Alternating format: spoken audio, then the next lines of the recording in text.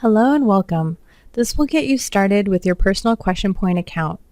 Go to Select Service, then Ask, then head to Settings. Under Settings, there will be a subheading for My Scripts that will allow you to add your scripts. Scripts will let you have a canned response, which saves you time when you're using your browser to search for resources. I recommend having an opening script with your name, a closing script that gives a follow-up for resources, a stalling script, and something with language you're comfortable with that tells the patron they're using the service inappropriately. Finally, have one that asks in your own words if you've completely answered the patron's question.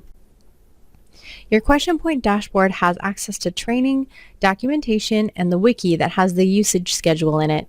You aren't actually able to answer any questions until you launch chat. So let's try that. Select All to receive questions from the entire Ask Washington Co-op. Once you get new questions in the new tab, roll over the question column with your mouse to get a little bubble with the full question. We never want this to get higher than 100 seconds though. I'm double-clicking on this patron to answer this question. You'll only get locked into chat once you do that. You'll have scripts from your library and from the patron's library that they've suggested that you use. For this patron, they are the same because this is a Shoreline Community College patron. I've added a personal script, which will show up in the My Library Scripts column. The next important thing for you to know is that the Policies page, this little blue button, will link to a page created by the librarians from that library that gives you information you need to know.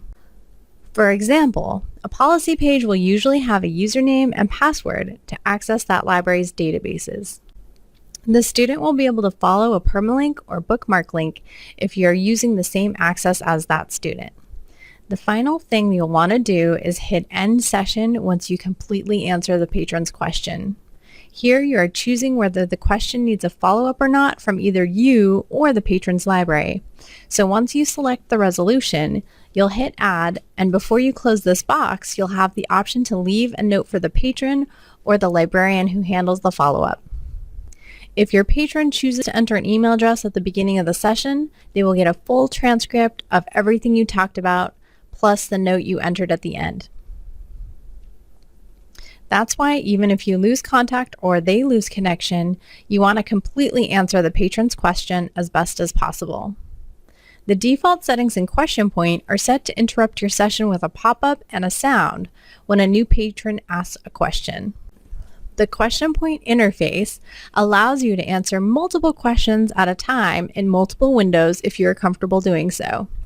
I hope this has been a useful introduction to the features inside Question Point.